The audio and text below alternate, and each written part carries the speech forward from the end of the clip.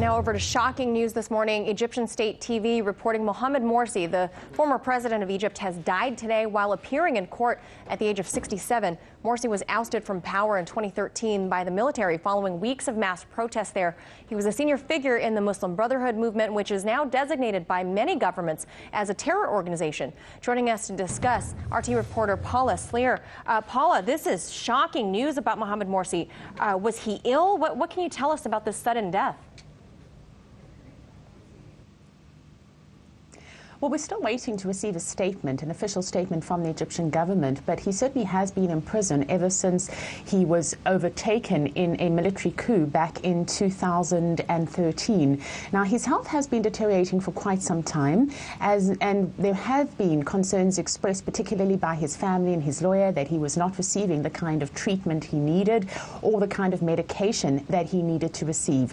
Having said all of that, there are many who suggest that this is the best case scenario for the Egyptian government, because here they can say, well, it wasn't because of them, they don't have to deal with the consequences of what happened, that they're likely to say that the cause of death was really just bad health and that they did everything that they could. Now, Egypt at the moment is a country that is being quite militarily governed, so it will be quite difficult to have an independent investigation, and there are concerns from organizations like Human Rights Watch, which has been for some time monitoring Morsi's health and has been expressing concern. And again, today we're hearing that they're expressing concerns that we're not likely to learn the full truth about what actually transpired.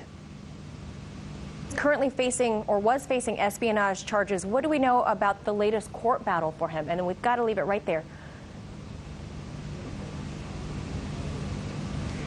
Well, he was facing espionage charges, as you mentioned. He was accused of collaborating with a number of foreign governments, amongst them Israel and also Hamas in Gaza. At the same time, he was also accused of killing protesters, which is somewhat questionable, because you might remember that back in 2013 there was a massacre in Rabat, and I was there at the time when the Human Rights Watch said that this was the single day of the worst number of killings that we had witnessed in recent history.